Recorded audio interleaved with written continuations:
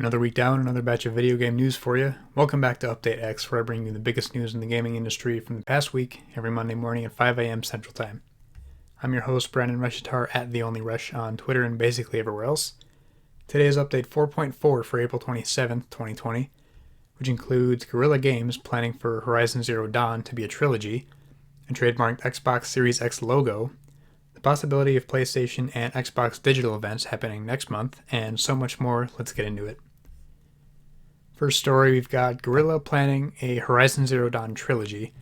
This is from Andy Robinson at Videogames Chronicle.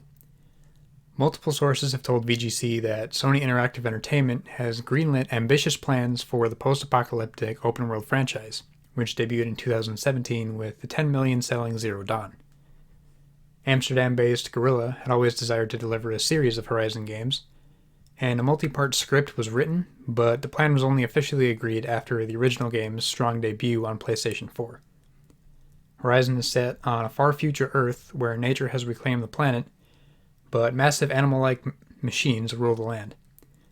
Zero Dawn follows the story of Aloy, a young woman on a quest to explore the ruins of the ancient past. The next installment, Horizon Zero Dawn 2, I'm pretty sure there's not an official title for the game yet, that's just what it's being referred to as in all the news stories. So Horizon Zero Dawn 2 started development soon after the first game's successful release, sources said. Initially, the game was planned for PlayStation 4, however, it's thought that development has now entirely shifted focus to Sony's next-generation console. Horizon Zero Dawn 2 is said to be gigantic in scope, with a larger game world and more freedom to explore it than its predecessor. People with knowledge of the game also indicated the inclusion of a co-op feature, although it's not clear if this is delivered via the main story or a separate mode. At one point, Guerrilla was planning to release a standalone co-op game preview, with progress carrying over to the later full version of Zero Dawn 2, one person involved told VGC. However, it's not clear if these plans are still in place. Co-op is a feature Guerrilla has long intended to introduce to the series, and it's understood PlayStation was equally keen to see online functionality implemented in the sequel. A co-op feature was initially planned for the first game, but was ultimately scrapped so the development team could focus on other areas of the title. Zero Dawn concept art that leaked online in 2014, verified by VGC, even shows initial plans to have multiple players battle the game's huge mechanical beasts. So, when I first heard about the co-op coming, or the possibility of co-op being in Horizon Zero Dawn 2, it kind of threw me off a bit because it did so well as a single-player game, and I never finished it, but I spent a lot of time in the original Horizon Zero Dawn.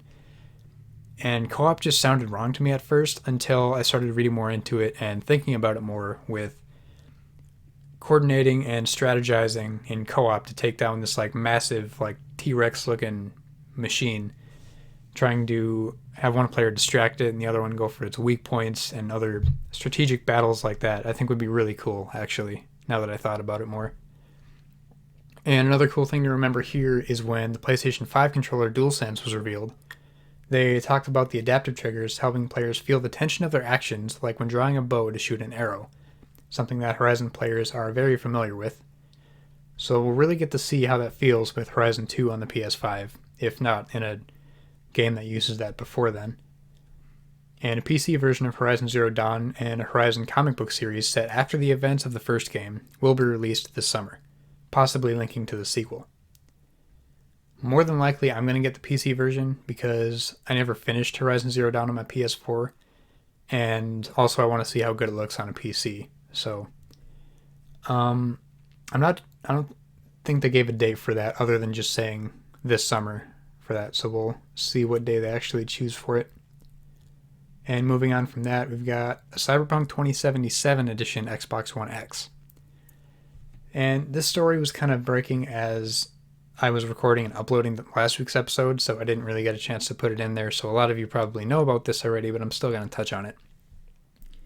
On Thursday, April 16th, if you visited xbox.com on a computer, it didn't work on mobile devices to my knowledge. You'd see the normal homepage for a second, followed by a lot of screen distortion and glitching with black and red color, flashing images like a cicada and what I believe to be the silhouette of the Series X, but really it ended up being the silhouette of the Xbox One X standing up on its side. These images were followed up by a message saying, "Return in 4 days." It's always exciting to see vague teases like this leading up to some big announcement. Unfortunately, one day before this happened, the Cyberpunk 2077 Xbox One controller leaked through a listing on Amazon Canada. The console may have leaked with the controller also, but I couldn't find specific dates for that, but either way, at least the controller was leaked. And the point is, Xbox's big hype plan for the big reveal was kind of squashed by the leaks, so most people kind of knew what it was going to be already. I didn't see the website tease until the day before the official reveal. I posted a video of the website and all the glitching stuff over on TikTok and got plenty of people guessing what it was going to be in the comments. A lot of people just said it's Cyberpunk since it was already leaked, but some people were guessing like that it was a pre-order for the Series X or Titanfall 3 or a futuristic Minecraft, and I'm assuming the Minecraft guesses were just because Minecraft was advertised on the homepage in the video that I posted. A couple people said Call of Duty, Division 3, some guesses that were pretty far-fetched, and some guesses that would have been more believable had the leak not happened. In the official reveal video, the console is shown off with a glow-in-the-dark graffiti saying "No Future," laser etchings, an LED light, and custom panels.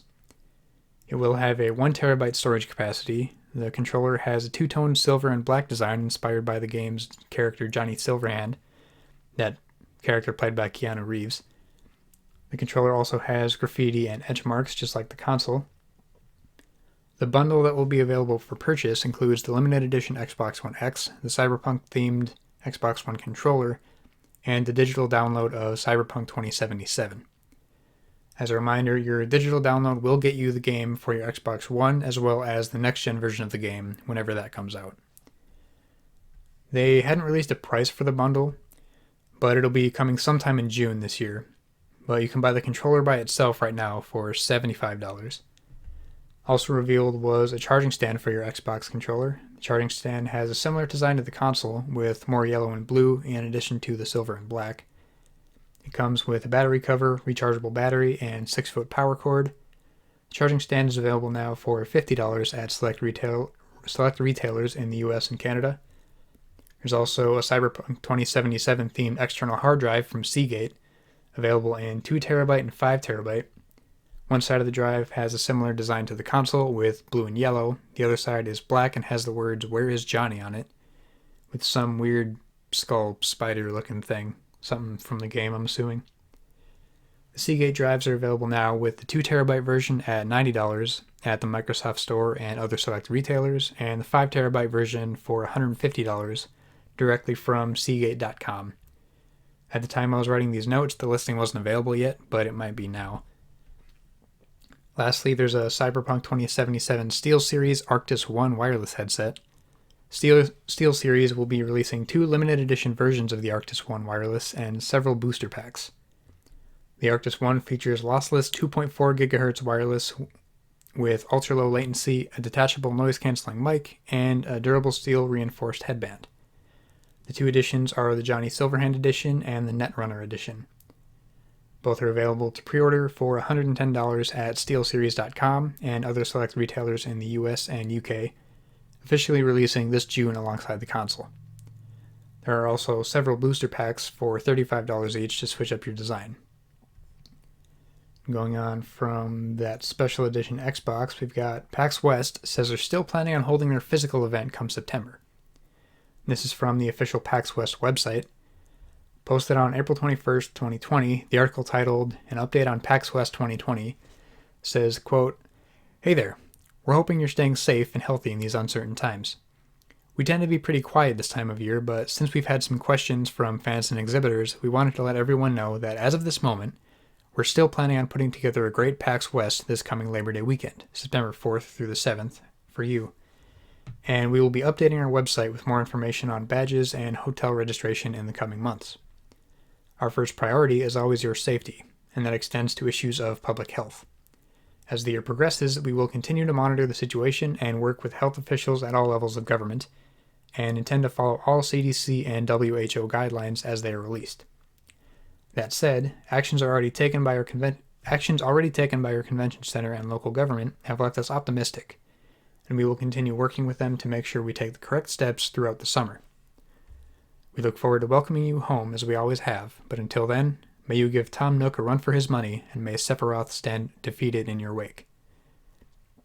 This is quite the optimistic outlook for the event in consideration of the coronavirus. Again, yes, it's hard to deal with a global pandemic when you run an annual massive physical event, and you have to keep the public updated on your events and what's going on, whether you're still doing it, whether you're not.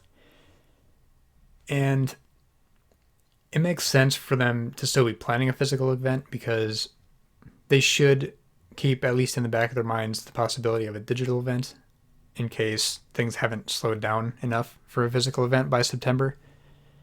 But on the other hand, you do have to keep your plans kind of open for the physical event, because if it does slow down enough by September where they are able to hold a physical event, then they're not caught in the dark like, well, we weren't planning for this, so now we're stuck. So they're in a really weird spot, as is everyone who's trying to hold a physical event. And another possibility is the reason they said they're still planning on hosting a physical event is maybe their event insurance won't cover them if they cancel it of their own will, and they're waiting for the government to cancel them so they can be covered financially, which is possible, considering the quote from their statement saying they intend to follow all CDC and WHO guidelines as they are released. But as with every other bit of coronavirus news, nobody knows what's going on. And moving on from that, we've got NVIDIA Geforce Now loses Warner Brothers Xbox Game Studios games last week. This is from Cass Marshall at Polygon. If you don't know what NVIDIA's Geforce Now service is, it's a cloud gaming service like Google Stadia or Xbox's xCloud, and it's been controversial among games publishers so far. Unlike Stadia, which requires players to purchase games through Stadia, Geforce Now lets users stream games purchased through other stores like Steam, Ubisoft's Uplay, and the Epic Games Store, and play them from the cloud. A new wave of publishers removed their games from Geforce Now on Friday, April 24th. This includes Warner Brothers, Xbox Game Studios, Codemasters, and Klei Entertainment. They follow in the footsteps of other publishers that have withdrawn software from Geforce Now, including Bethesda and 2K. This cuts a sizable chunk of big-ticket titles from Geforce Now's roster, including Gears of War 4, Sea of Thieves, Halo the Master Chief Collection, and the Batman Arkham titles. NVIDIA has released a blog post with an update on the current situation that is optimistic about its remaining library. The post notes that 30 out of 40 of the top-played games, including Mount & Blade 2, Bannerlord, Warframe, and Destiny 2, are currently available on Geforce Now. Publisher Ubisoft's catalog is also now streaming on Geforce Now, joining publishers like Bandai Namco. Their statement said, quote, "Behind the scenes, we're working with digital game stores so publishers can tag their games for streaming on Geforce Now right when they publish a game," said Phil Eisler, who is NVIDIA's vice president of Geforce Now. This will help bring more games to the library quicker, as well as provide a more stable catalog. So Geforce Now is in a weird place as far as cloud streaming services go. We have xCloud, which is doing pretty well, and most people are liking it, and we have Stadia, which is largely disliked, but I will have IGN's re-review of Stadia that they recently did later in the episode. And Geforce Now seems to be in the middle.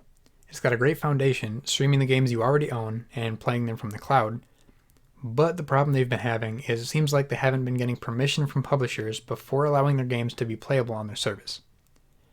I don't know the legalities or any of that for this stuff because that's over my head, but I feel like NVIDIA should have known right away, should have known the right way, to go about this to avoid all the controversy and games leaving their service.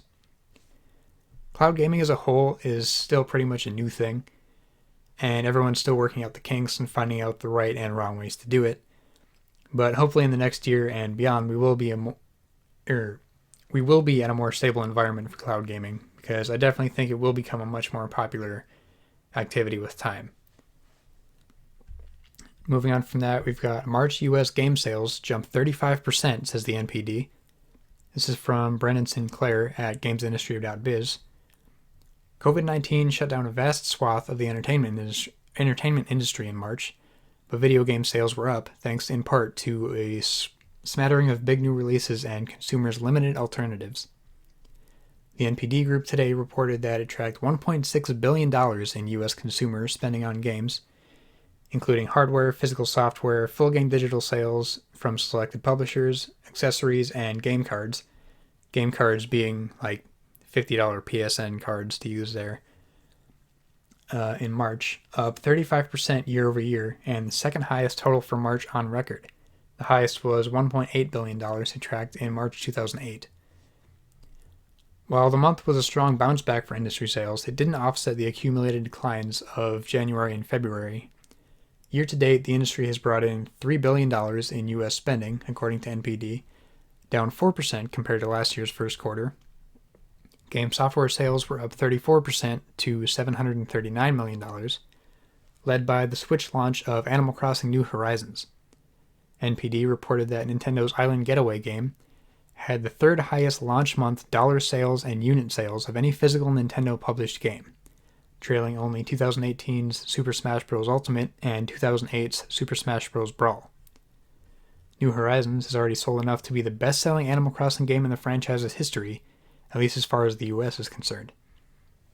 The hardware side of the business similarly rebounded in March after a difficult start to the year, growing 63% year over year to $461 million.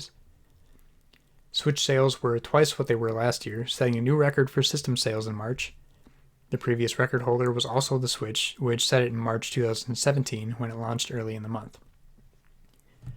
The Switch wasn't the only hardware up for March, as the PS4 and Xbox One both enjoyed boosts of at least 25% each. The spike in hardware sales was enough to push the category just into positive territory for the year, with 2% growth overall despite two dismal months in January and February. Analyst firm Superdata says Animal Crossing has sold more than 5 million copies worldwide, making it the best-selling single-month game in console history. The Nintendo-published title broke the console record for monthly digital game sales previously held by Call of Duty Black Ops 3. Which surprised me because, first of all, I didn't even remember that Call of Duty Black Ops 3 was on Switch, and didn't think that many people would buy it to be breaking any kind of record, so I looked it up, and I think it was free, which is why, but I'm not sure. And moving on from that, we've got the trademarked Xbox Series X logo. So a new trademark has come up for the logo by Microsoft. This is from Eddie McCutch at GameSpot.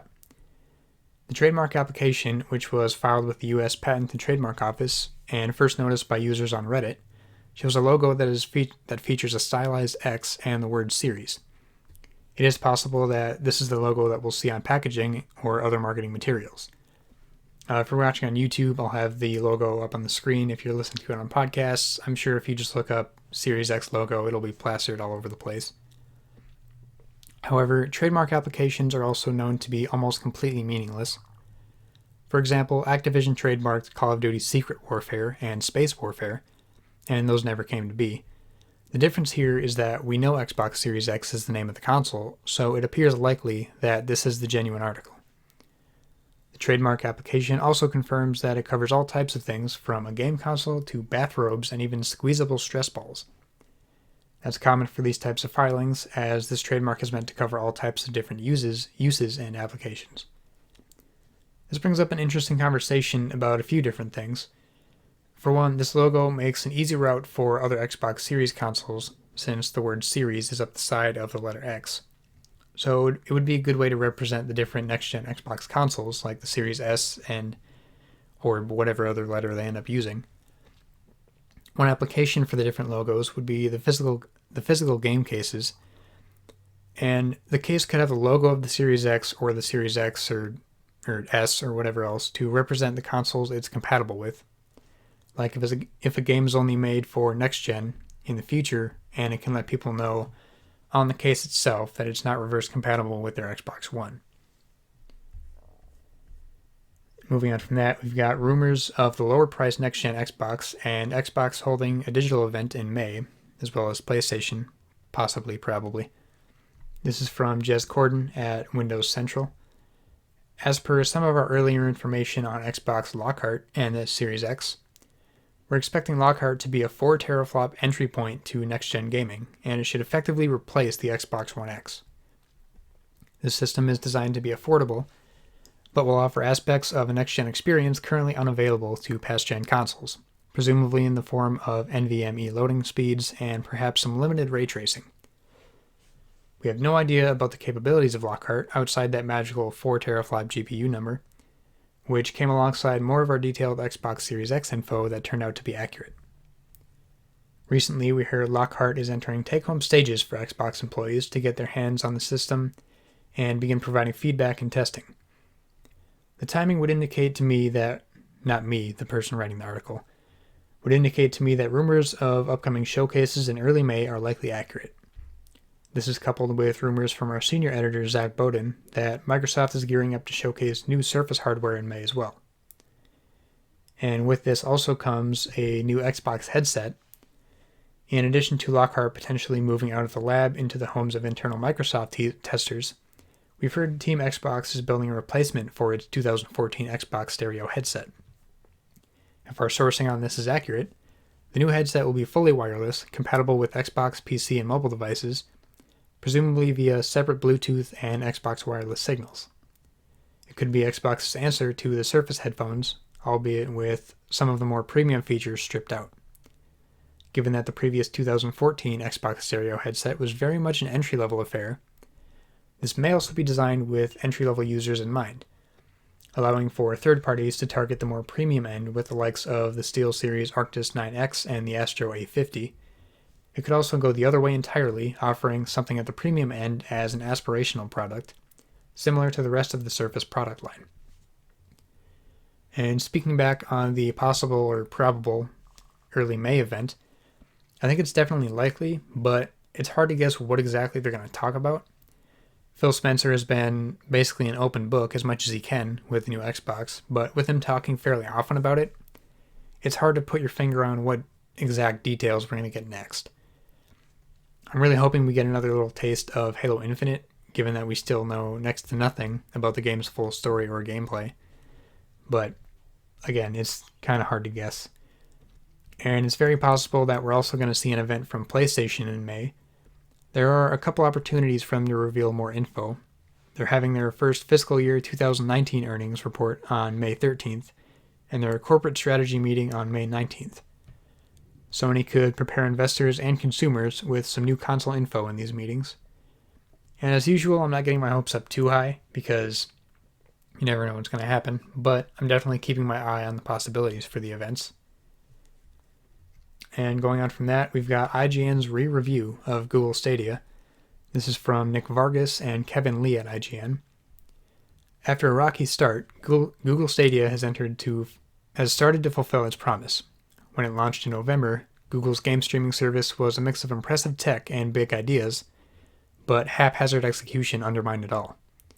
The service that launched felt like an expensive beta, and it had nearly as many half-baked features as missing ones. Yeah, saying it felt like an expensive beta was true because they said it was a full launch, but there were so many problems that they really should have called it a beta, but they didn't. While many of the platform's game-changing features are still MIA, crowd play, state share, and streaming to YouTube come to mind, Stadia has slowly started adding features. There have been dozens of small quality-of-life upgrades since launch. There are notifications for achievements now, your captures are no longer locked to your phone. There are large changes too. Most importantly, there is a base version now that doesn't require a monthly subscription. If you have a Gmail address and a fast enough internet connection, you can play Stadia. With new features and an increasingly competitive streaming landscape thanks to Microsoft xCloud and NVIDIA Geforce Now, we figured it was time to give Stadia another shake. I'm just going to give you the general verdict, but they go very, very in-depth about the performance, latency, interface, games library, and a lot more if you go on IGN's website and see their updated 2020 Stadia review. So the general verdict was, if there was little reason to subscribe to Stadia Pro before, there's even less reason to now that a free version exists. After nearly half a year, Stadia has chipped away at its missing features list, but its catalog is still troublingly empty, and a handful of its most exciting features haven't been mentioned for months. But Stadia is not dead in the water, and the introduction of a free base mode is a game changer. If your internet is fast enough, it's an opportunity to buy a game with no hardware but an Android phone or a crappy old MacBook, and rip and tear through a visually stunning blockbuster. Overall, they gave it a 7 out of 10 in the rave review. Moving on from that, that's all we got for news for the week. On to some deals. You can get Pac-Man Championship Edition 2 for free to keep on Xbox, PlayStation, and Steam until May 10th. You can get Total War Shogun 2 on Steam for free, also to keep until Friday, May 1st. You can pre-order Cyberpunk 2077 for $10 off at $50 on Amazon.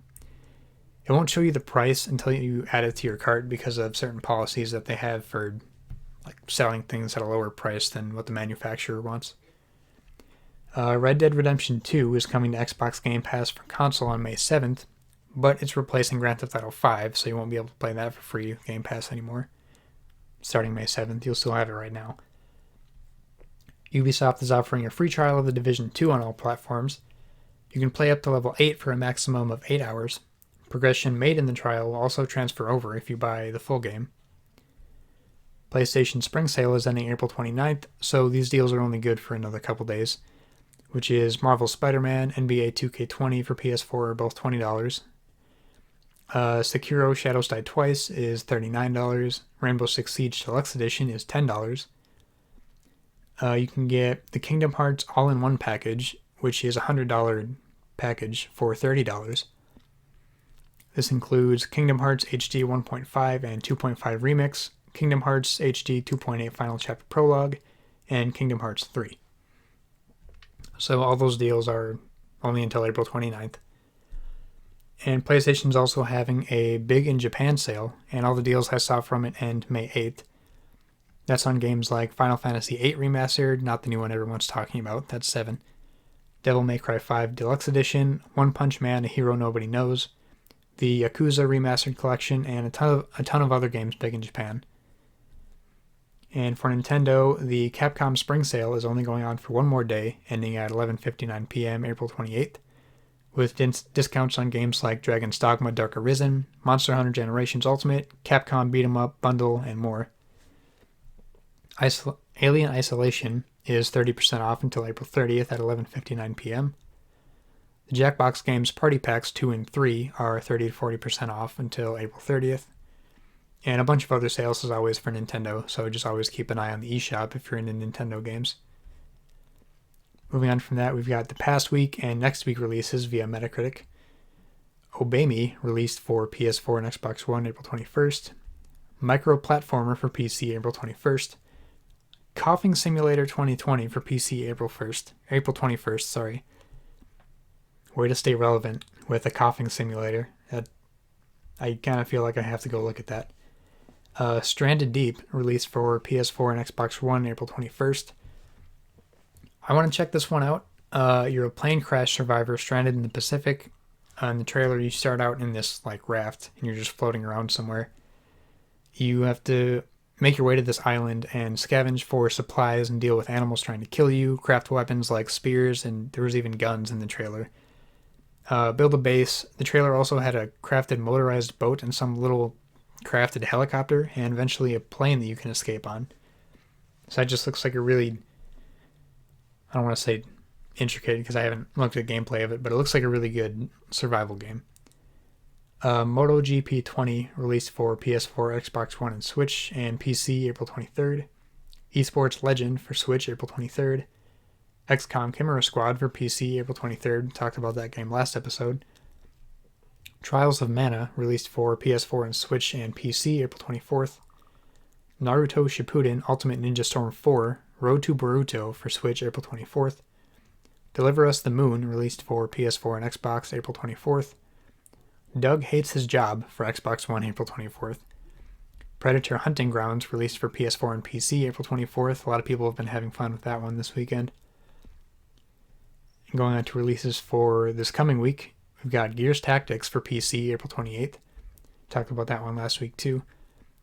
Moving Out for PS4, Xbox One, and Switch and PC April 28th. Daymare 1998 on Xbox April 28th. The Inner Friend Xbox April 28th. Cooking Mama Cookstar PS4 April 28th. To my knowledge, I don't think this is actually going to come out because all the drama that's been going on with that over the past 2 to 3 weeks about legalities and the publisher wanting to put it out, and whoever technically owns the IP wasn't happy with the game, and there was this huge weird thing. So It might not be actually coming out, I'm not sure. Crawlers and Brawlers, Xbox, April 29th.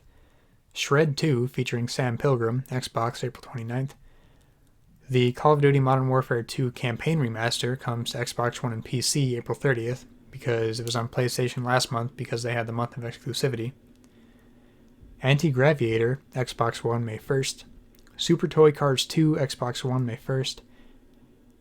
This next game, I scrolled past the title of the game on Metacritic, and everything in my mind, like my gears just stopped because I was confused. It's called Each Sail I Drink a Glass of Water. It's for PC. It's starting in early access on May 1st. So I looked up what the game was.